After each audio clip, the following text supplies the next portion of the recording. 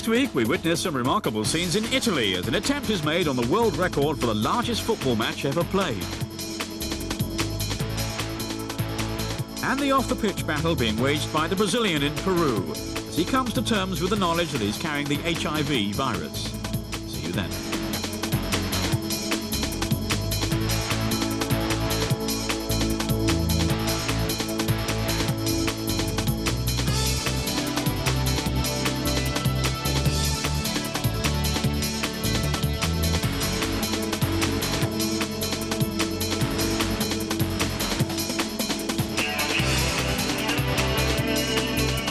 World Football in association with Western Union Money Transfer.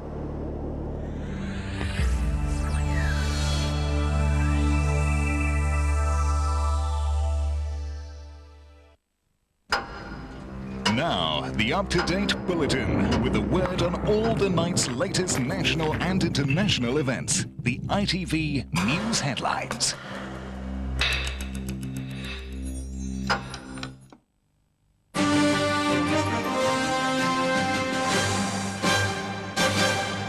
The Prime Minister has told the parties involved in the stalled Northern Ireland peace process that they have until the end of next month to break the deadlock.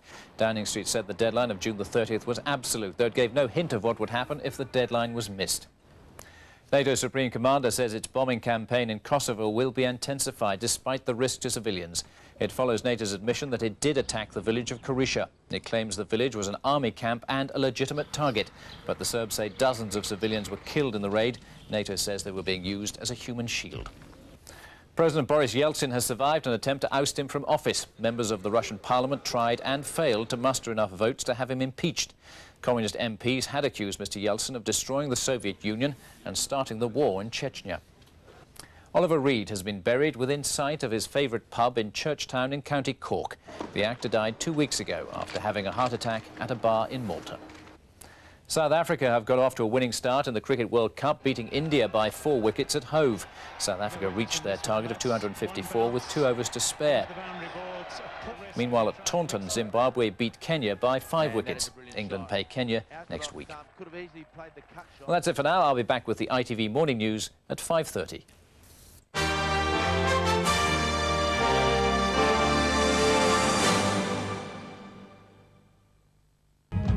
20 centuries of our history. Investigated, examined, scrutinized. TV's religious event of the millennium with Melvyn Bragg.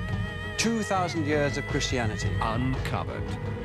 Sunday at 10:45 on ITV.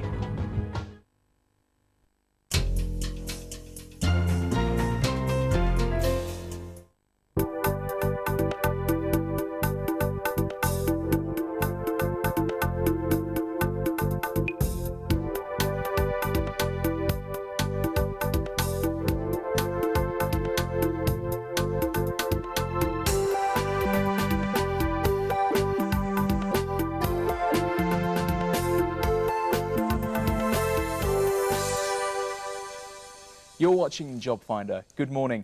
I'll be whizzing through the highlights of what's in store this week. It's a packed week as usual with something for everyone. And whether you're after a career change, further education, or want to become a volunteer, Central Jobfinder is here to help you do just that. Well, now, this is Adult Learners Week, and if you're a regular viewer, you'll know that returning to learning is high on our agenda. Well, to celebrate Adult Learners Week, running from the 17th to the 23rd of May, tomorrow's programme features someone who's the perfect candidate. He's Ted McKenzie, and at 90 years old, I guess you could say that he's an adult. He'd always been interested in technology and decided that he'd better improve his computer skills.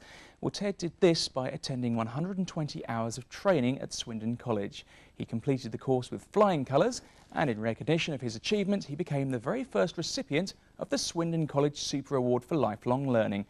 How's that for an adult learner? Well, then on Tuesday we stick with the theme of continuous learning for the week's first studio discussion. A representative from NIACE, which by the way stands for the National Institute for Adult Continuing Education, will be joining Gary Rice to point out the benefits of adult education. And on Wednesday, join me for a report about the importance of further education for adults with the principal of Leicester Adult Education College, Robert Raven. We're living in a society that's rapidly changing. Society's always changed, but it's getting faster and faster and faster. I think all the evidence is that education helps you cope with that change. Years ago, probably no matter 20 years ago, somebody with computer skills would be a total boffin. Now, most people in the workplace need to have rudimentary computer skills. In 5 years' time, the skills that people will require will be even greater. 100 years ago, if you could make a barrel, it was an important skill. Nowadays, I should think there's probably no more barrel makers in this country than the fingers on my hands sort of thing. So clearly the skills that are required are rapidly changing. So that's an important reason why to come back into education. The full report is on Wednesday, and that's half of the week covered. I'll be back with a full summary after the computer pages have rolled with the latest opportunities about training and adult education.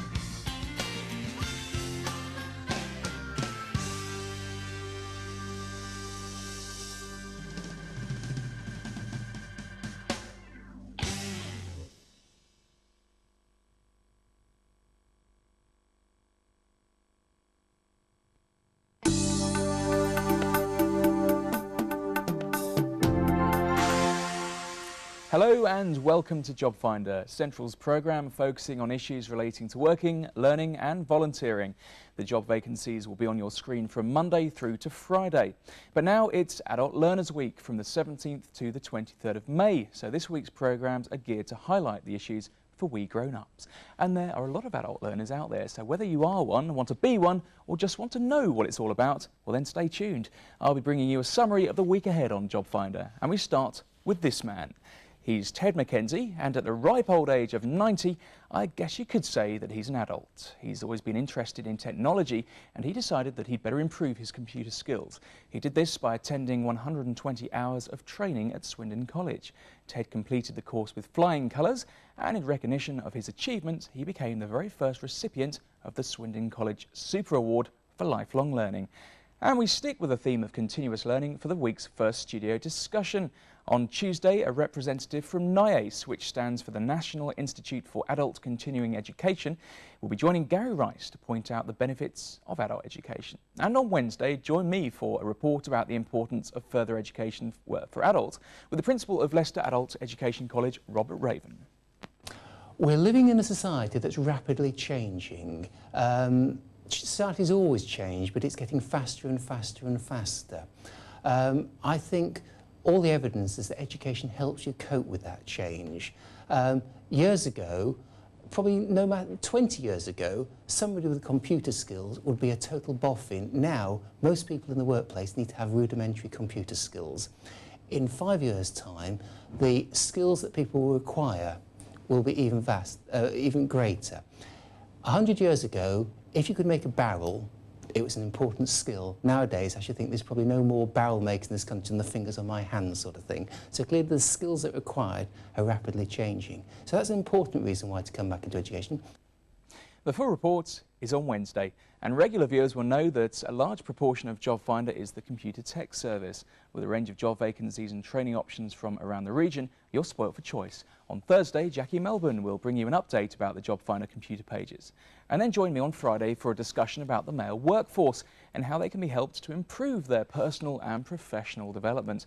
I'll be talking to James Traeger, who's been brought in by a Gloucestershire-based consultancy business to specifically develop a male-only work support programme. And the programme's called Navigator, so find out what it's all about in Friday's programme. And we wrap up the week with a brief guide to the career of a security guard. Our cameras visited Alton Towers to meet Rob Shaw. A lot of these outside security companies have things like industrial sites, retail sites to monitor, and the scope's not very varied, whereas here there's always something going on, different day, something different happening every day. So when you come into work, you don't really know what's going to happen during the day. It's a very varied job. And you can see that full report on Saturday. And that's the week ahead. The computer pages will be up and running throughout the week. And as it's Adult Learners Week, we'll give you contact numbers and other information to help you get the most out of adult education. And if you know of someone who's achieved in the areas of employment, education or voluntary work, do let us know. Write to the Jobfinder postbag at Central Broadcasting, Central Court, Gas Street, Birmingham, B1 2JT. Well, tune in tomorrow for the week's Achiever. But until then, take care and goodbye for now.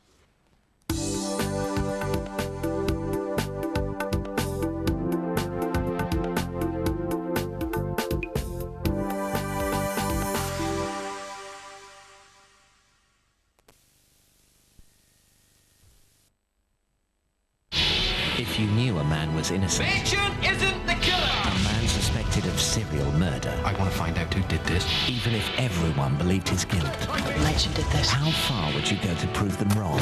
Wasn't him! Don't trust your judgment. Robson Green is DCI Dave Cregan, the new series on Sunday nights. There's a thin line between genius and madness. You put 1 foot wrong day, don't come back at all. Touching Evil, tonight at 9 on ITV.